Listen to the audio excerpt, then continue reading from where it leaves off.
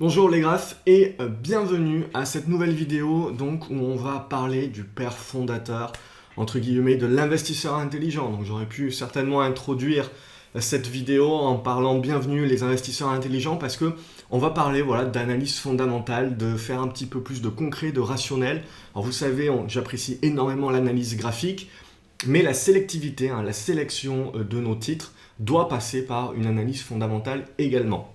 Donc c'est ça aussi qui est très important et donc vraiment quand on pense et quand on réfléchit quel est le meilleur investisseur de la planète, premier nom qui sort dans la bouche de tout le monde c'est Warren Buffett. Et donc derrière quand on regarde un petit peu la méthodologie et la philosophie d'investissement de Warren, en fait, on est obligé de revenir en arrière, entre guillemets, au père fondateur, qui est Benjamin Graham. Donc, dans cette vidéo, on va parler de Benjamin Graham, de son livre également, L'investisseur intelligent.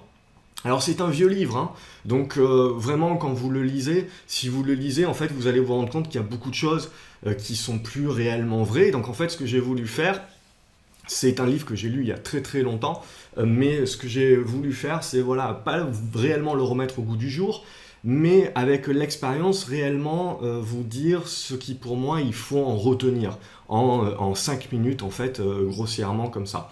Donc derrière, on va aller directement à l'essentiel. Je vous mettrai le lien de cet article que j'ai écrit sur le site grafceaubourse.fr. Je vous mettrai ce lien dans la description. N'hésitez pas à aller dans la description. Vous aurez ce lien, plus également d'autres liens pour aller beaucoup plus loin et pour approfondir également vos connaissances.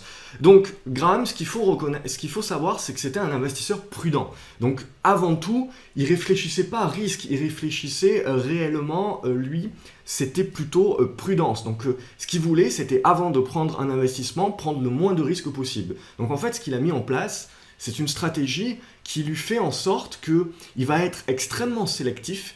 Et donc, il ne va choisir que des dossiers où vraiment il va prendre très peu de risques. Et donc, en fait, il va avoir un ratio de gain-risque qui va être absolument gigantesque, puisque évidemment, son but, c'est d'être investisseur à long terme, et donc de ne pas de faire des allers-retours. Et donc, quand il trouve une action qui rentre dans ses critères, il va l'acheter et il va la garder pendant des années, voire ad vitam aeternam. Donc, c'est réellement de là d'où vient un petit peu la surperformance, mais également d'autres critères. Donc, allez, on fait un petit point sur les différents critères. Donc, qu'est-ce que Benjamin Graham surveille? Et Warren Buffett s'en est énormément inspiré également. Il a changé un petit peu les variables, mais il s'en inspire énormément. Mais en gros, voici la quintessence. Donc, première chose qu'il regarde, c'est le choix d'investir uniquement sur des grandes sociétés. Donc, Benjamin Graham ne cherche pas à investir sur des petites boîtes, sur des business models qui sont certes certainement novateurs, etc., avec des sociétés qui sont en forte croissance, mais qui ne dégagent pas de bénéfices encore. Bref, il veut sérieusement aller uniquement sur des entreprises qui sont là depuis des années, avec un business model qui fonctionne et qui génère. Alors, dans son livre, il parle d'une centaine de millions de dollars de chiffre d'affaires. Bien évidemment, c'était dans les années 50. On n'est plus du tout sur ce genre de ratio-là. Donc, je l'ai un petit peu équilibré. Donc, pour moi, voilà, quand on parle de grandes sociétés, pour Benjamin Graham, il est en train de parler sur 5 milliards d'euros ou de dollars de chiffre d'affaires minimum. Et puis derrière, on cherche également à avoir des actifs. Parce qu'on va le voir également dans des points suivants. Ce que Benjamin Graham veut aussi dans les sociétés qu'il achète, c'est des sociétés qui ont des actifs, c'est-à-dire qui détiennent des choses et donc forcément sur lesquelles on peut baser également la valorisation de la société. Pas que sur les bénéfices, pas que sur les croissances futures, mais également sur ce que l'entreprise détient en termes d'immobilisation, notamment en termes de fonds propres, etc. Donc c'est ça que l'on regarde. Et donc là, on est sur 2 milliards d'actifs. Voilà, vraiment, la clé, la clé c'est que Benjamin Graham, il n'a pas envie d'être sur des sociétés qui ont des risques de faillite. Donc il va faire en sorte d'aller sur des sociétés qui potentiellement peuvent avoir des cycles et des phases un petit peu de moins bien, mais qui ne feront pas faillite pour autant et dont le business model ne va pas être révolutionné. Donc il veut aller sur des choses qui marchent, des choses qui sont simples. On retrouve ça chez Warren Buffett également. Il veut des business models qui sont simples et donc ça va lui assurer que ces entreprises-là sont là pour durer. Deuxième point, c'est la volonté de choisir des entreprises au business model éprouvé, donc réalisant des bénéfices depuis des années et une croissance en hausse régulière. Donc voilà, ça aussi, c'est réellement c'est ce qui ressort du premier point derrière, c'est qu'on veut des business qui fonctionnent, on veut des business qui font du bon chiffre d'affaires, qui ont des actifs et qui ont une bonne croissance régulière et qui derrière sont capables de générer du profit et donc d'augmenter également leurs bénéfices par action. Derrière, le troisième point, et finalement je dirais que c'est un petit peu réducteur puisque les gens qui pensent Benjamin Graham, etc., ont tendance à réduire un petit peu toute la doctrine en disant dividende, dividende, dividende. J'ai fait d'autres vidéos sur le site en vous disant attention, ne pensez pas directement uniquement dividende, à acheter que les sociétés qui ont les meilleurs dividendes, c'est le meilleur moyen de se planter.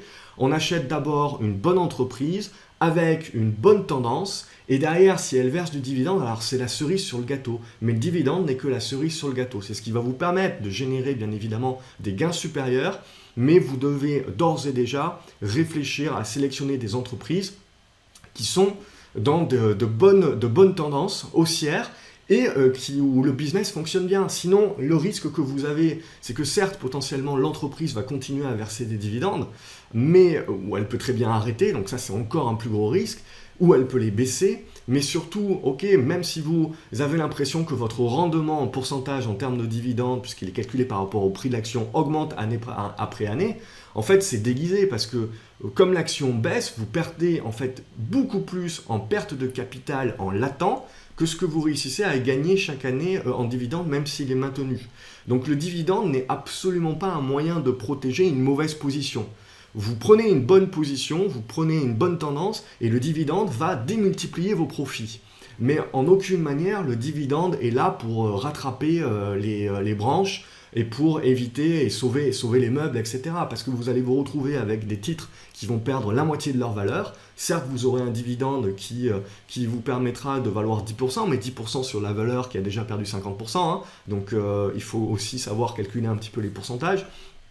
Et vous mettrez des années et des années potentiellement à récupérer, voire à ne rien récupérer du tout, parce que l'entreprise peut très bien se scratcher et plus jamais revenir derrière. Il y a des cas, il y a énormément de cas, et pour ça il suffit de regarder les indices boursiers, surtout l'indice Dow Jones par exemple, et vous remarquerez qu'il n'y a absolument plus aucune action qui était dans l'indice de base qui est aujourd'hui encore dans l'indice. Vous allez trouver encore General Motors, mais entre-temps General Motors a fait faillite déjà plusieurs fois. Donc vous avez déjà perdu en gros déjà tout ce que vous aviez investi, même si le titre est toujours là, parce qu'il y a le fameux Chapter 11 aux États-Unis qui permet un petit peu de faire renaître le phénix.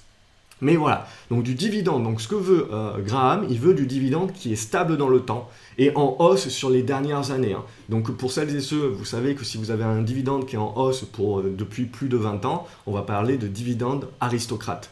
Donc cela prouve que la boîte, d'une part, a du cash, elle rémunère bien ses actionnaires et ce qu'il faut faire attention également, c'est que vous pouvez avoir justement des passades un petit peu où vous avez des entreprises qui vont avoir des niveaux de moins bien, mais qui vont décider de fidéliser l'actionnaire en conservant une politique de dividende où ils vont payer toujours le même dividende. Mais pour ça, ils vont devoir soit emprunter, soit puiser dans leur trésor de guerre, puisqu'ils ne peuvent pas payer avec les bénéfices, puisque soit ils sont en baisse, soit il n'y en a plus. Et donc, ça, il faut faire attention également que l'entreprise ne se mette pas plus mal juste pour pouvoir payer un dividende. Donc ça, c'est risqué. Ça peut passer pendant 1 an, 2 ans parce qu'on a un creux qui doit être court terme, mais à long terme, ça doit vous faire une alerte et ce n'est pas le type d'entreprise que Graham va rechercher et que l'on va rechercher dans une stratégie vraiment très prudente de gestion de portefeuille. Donc il faut une diversification, mais une diversification limitée. Alors c'est très intéressant parce que Benjamin Graham n'a pas eu que Warren Buffett en élève, hein. Il a eu notamment d'autres élèves. Warren Buffett, lui, a décidé d'être beaucoup plus concentré. Alors Graham, lui, il dit qu'il faut à peu près une vingtaine ou une trentaine de lignes max pour rester un minima réactif et rester un minima concentré et donc aller chercher de la surperformance par rapport au marché. Sinon, si vous commencez à avoir 50 ou 100 valeurs, eh ben forcément, vous n'êtes rien de plus qu'un tracker et à ce moment-là, vous avez beaucoup plus de frais. Donc, c'est pas intéressant. Il vaut mieux acheter un tracker parce qu'au final, avoir plus de 100 valeurs, vous ne faites que repliquer le marché. Et c'est pour moi également les plus grands gestionnaires de fonds, une fois qu'ils sont très connus, c'est ça leur malédiction, c'est qu'ils ont tellement de fonds à placer, il y a tellement de gens qui leur donnent de fonds, qui ne peuvent plus mettre en place la stratégie de leur début qui était de concentrer sur quelques paris et donc de pouvoir surperformer le marché, ils ne peuvent plus mettre en place cette stratégie-là, ils sont obligés de diversifier, et à ce moment-là, ils deviennent rien de plus qu'une réplication du marché. Et à ce moment-là, comme ils ont des frais supplémentaires, on l'a déjà vu dans une vidéo, et ben c'est là où un tracker qui réplique le marché d'un grand indice, par rapport à un tracker monde par exemple, ou un tracker Europe, États-Unis, ce que vous voulez, et ben c'est là où avec des frais inférieurs, ça devient beaucoup plus intéressant. Donc du coup, là, il y a une petite différence entre Warren Buffett et les autres élèves de Graham. Donc vingtaine, trentaine de lignes. Warren Buffett aussi, si vous regardez, il a une vingtaine ou une trentaine de lignes, mais regardez la pondération de ces lignes. En fait, on peut appliquer Pareto, et on voit qu'en fait, il a l'essentiel. Alors en ce moment, il a énormément de liquidités aussi, on va dire que c'est sa position majeure, c'est des liquidités. Mais sur ce qu'il a actuellement en portefeuille, en fait, il a 3 à 4 valeurs qui sont l'essence même de son portefeuille, et après il va avoir une dizaine de valeurs en effet, mais avec des pondérations qui sont beaucoup moindres. Donc il a en fait pas mal de lignes, mais si on regarde réellement, il a 4 très grosses lignes qui font l'essentiel de sa concentration finalement. Alors concentration, diversification, c'est pas trop ça en fait qui va faire votre performance. Évidemment, si vous cherchez à être actif, il vaut mieux être concentré. Si vous cherchez à être passif, il vaut mieux être diversifié. Mais en fait, si vous êtes passif et trop diversifié, en fait, à ce moment-là, c'est là où à un moment donné, le tracker devient beaucoup plus intéressant qu'une gestion passive juste à acheter des actions en buy and hold comme ça. Donc le dividende en croissance. Le PER inférieur à 15 pour une book value de 1,5 maximum. Donc qu'est-ce que ça veut dire? Le PER, c'est le price earning ratio, donc ça veut dire que l'on veut qu'une société, que la capitalisation boursière, donc le prix de la société en bourse, soit inférieur à 15 fois ses bénéfices. 15 fois ses bénéfices actuels, 15 fois ses bénéfices futurs de l'année suivante. Donc pour ça, en fait, ça nous oblige également à choisir des sociétés qui ne sont pas d'ores et déjà survalorisées sur le marché. Et donc, en fait, si on choisit les sociétés qui ont tous les précédents paramètres et les suivants, et qui ont un PER inférieur à 15, eh ben, ça nous permet également de dire qu'il y a encore une marge de progression de la valeur et que donc il y a un profit potentiel. Donc c'est ça que l'on va rechercher. Et la book value, comme on se l'est dit au début, ce que veut Benjamin Graham, c'est des sociétés qui font des bénéfices, certes, mais qui ont un socle, qui ont des actifs, ils ont quelque chose donc qui permet de conserver la valorisation quand justement la société va un petit peu moins bien, que les bénéfices baissent. Au moins, il y a cet aspect des immobilisations, des capitaux propres, etc., de la trésorerie, voilà, des choses, des actifs de la société qui permettent du coup d'établir et de calculer une vraie valorisation intrinsèque et comptable de la société. Et ça permet quelque part de donner un socle également, même quand le business va mal. Ce que veut éviter Benjamin Graham, c'est des sociétés finalement qui certes font des bénéfices maintenant, sont en forte croissance, mais n'ont rien de tangible en fait, essentiellement des sociétés de services, etc. Mais il faut se souvenir que ce raisonnement date des années 50 aussi, donc on était essentiellement sur de l'industrie, services encore, pas encore. Donc aujourd'hui c'est un petit peu différent aussi, donc ça c'est à appliquer également et à intégrer. Donc pourquoi? Parce qu'il savait très bien que quand il y avait des cycles qui se retournaient, et lui son but c'était pas d'acheter-vendre, lui, il voulait rester long terme sur les sociétés, et il était capable de rester sur une société même qui avait son prix qui baissait pendant 1 ou 2 années parce que les bénéfices baissaient, mais parce qu'il savait que voilà, il y avait une valeur intrinsèque qui lui permettait voilà, de pouvoir soutenir le calcul de cette société. Aujourd'hui, voilà, Benjamin Graham, du coup, c'est pas une mentalité qui va être favorable et qui va faire très attention à ne pas acheter des actions qui manquent un petit peu justement d'actifs. Et parce que dès que les bénéfices vont disparaître, dès que la société va aller un petit peu moins bien, si vous n'avez pas d'actifs, en fait, il n'y a pas de limite à la baisse de la société. Et voilà, si jamais ces baisses de bénéfices continuent sur plusieurs années, il va y avoir une défiance des investisseurs et vous n'avez pas de moyen de calculer réellement la valeur intrinsèque de la société, puisque la société ne détient pas grand-chose. Et donc, c'est difficile pour un investisseur fondamentaliste, fondamental, de pouvoir juger de la vraie valeur de la société et en gros de pouvoir dire que c'est juste une passade alors que, et ne pas savoir jusqu'où l'action peut tomber. Donc ça, c'est une sécurité également. Sur la book value également, c'est quoi?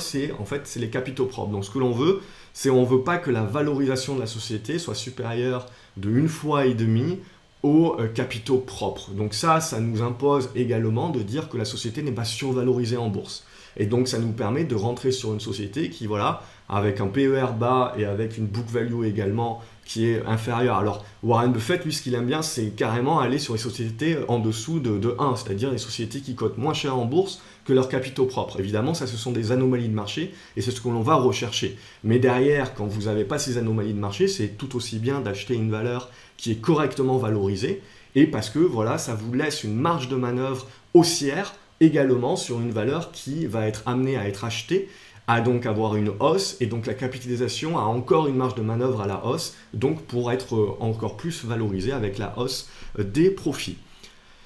On l'a vu, Benjamin Graham déteste le risque, et une grosse partie du risque, c'est la dette des sociétés. Alors là, on n'en parle pas trop, c'est-à-dire que quand vous avez un cycle économique croissant, en règle générale, les investisseurs vont apprécier que les entreprises s'endettent puisque ça leur permet de mettre en place des nouveaux projets et donc d'aller chercher de la croissance et donc des profits futurs. Donc là, quand vous avez des taux d'intérêt bas, etc., je veux dire, le poids de la dette, c'est normal, ça ne fait pas peur. À partir du moment où on rentre dans une économie qui commence à se stabiliser, où vous avez les taux d'intérêt qui commencent à remonter du coup pour combattre l'inflation, et bien à ce moment-là, vous allez avoir une pression sur les entreprises qui sont les plus endettées et qui potentiellement n'ont pas les résultats ou n'ont pas la trésorerie pour pouvoir faire face. Et donc ces sociétés-là qui sont les plus endettées et qui potentiellement il y a un risque sur la capacité de faire face et de repayer la dette, c'est les entreprises qui vont se faire massacrer en bourse. Donc Benjamin Graham, il veut éviter ça et donc il veut éviter les sociétés qui sont trop endettées pour éviter ce risque-là. Donc lui, il va éviter les sociétés qui ont une dette qui va être supérieure à 2 fois la capitalisation boursière. Donc vous pouvez calculer, et ce qui est bien en gros, c'est que la dette évolue avec le temps, mais la capitalisation boursière aussi. Et donc il veut vraiment être en mode défensif et éviter les sociétés qui sont trop endettées, puisque c'est clairement ces sociétés-là qui vont souffrir le plus lorsqu'il va y avoir des cycles économiques un petit peu en deçà, et on va avoir tendance un petit peu à jeter le bébé avec l'eau du bain et se désintéresser des dossiers les plus risqués, qui sont les dossiers donc les plus endettés. Donc en gros, investir comme Graham, c'est certainement pas chercher à battre le marché, mais avant tout à protéger son patrimoine et l'investir prudemment. À long terme, cette façon de faire a fait ses preuves pour dormir sur ses 2 oreilles. Pour moi, la stratégie de Graham est très intéressante pour sélectionner ses dossiers d'une manière rationnelle. C'est pour moi vraiment de la sélection. Donc, mais ensuite, je vais appliquer l'analyse graphique parce que je vais timer mes entrées et mes sorties. Pour celles et ceux qui me suivent, vous savez également comment je fais ça. C'est ainsi que l'on peut réussir à battre le marché en fait et aller chercher la surperformance. Parce que si vous ne réussissez pas à aller chercher la surperformance, si vous n'êtes pas justement dans ce défi à la fois intellectuel et financier, eh ben, je veux dire, de l'investissement passif via des trackers, c'est quelque chose aussi qui va énormément vous intéresser.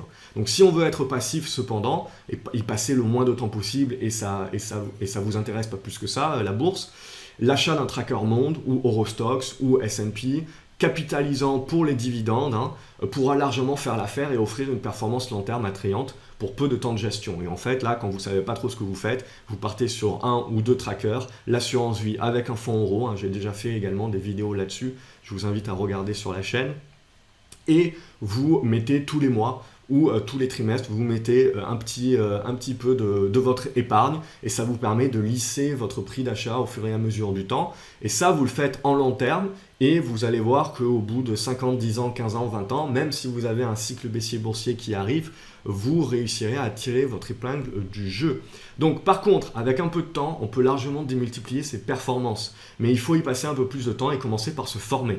Donc les critères de Graham sont donc une bonne base, c'est clair et net. Ils sont un petit peu vieux, mais c'est mieux de commencer avec ça qu'avec rien. Donc il convient quand même d'aller plus loin, et c'est ce que je vous propose d'aller plus loin, parce que j'utilise pour ma part des ratios qui sont différents de Graham, qui sont, je pense, plus adaptés au monde d'aujourd'hui, qui permettent facilement, sans calcul savant, de savoir si une entreprise est intéressante ou non, et que je couple derrière avec une analyse graphique épurée, simple. Je simplifie les choses, je ne rentre pas dans le détail. Si vous avez l'habitude de voir mes vidéos, là, sur le week-end, là, je rentre beaucoup dans le détail, mais pour un investissement de long terme, il ne faut pas rentrer autant dans le détail, il faut garder une analyse graphique simple et épurée, mais c'est quand même nécessaire, parce qu'il faut arrêter le clivage et le débat entre analyse fondamentale et analyse graphique. Il n'y en a pas une meilleure que l'autre. Pour moi, l'investisseur doit avoir une analyse qui est hybride, c'est-à-dire utiliser les deux. L'analyse fondamentale vous permet d'être sélectif sur vos dossiers. L'analyse graphique, sur les dossiers que vous avez présélectionnés, va vous permettre de timer votre entrée, de rentrer donc au mieux et de sortir également au mieux. Mais c'est toujours le fondamental qui fait que vous vous intéressez à une société. Donc voilà, donc après, c'est ce que j'explique notamment dans mon atelier stratégie fondamentale pro, que je vous invite à découvrir si vous ne le connaissez pas encore. Donc quant à moi, j'en termine là pour aujourd'hui, donc pour Graham. J'espère que cette vidéo vous a plu. N'hésitez pas à la partager et également à mettre un pouce en l'air, voilà, pour faire connaître un petit peu ce travail à plus de monde et pour aider plus de monde, pour m'aider également à aider d'autres personnes. Abonnez-vous à la chaîne YouTube, comme ça vous recevez une notification et vous ne loupez aucune autre vidéo. Et quant à moi, je vous dis à la prochaine vidéo de conseil. Salut les graphes!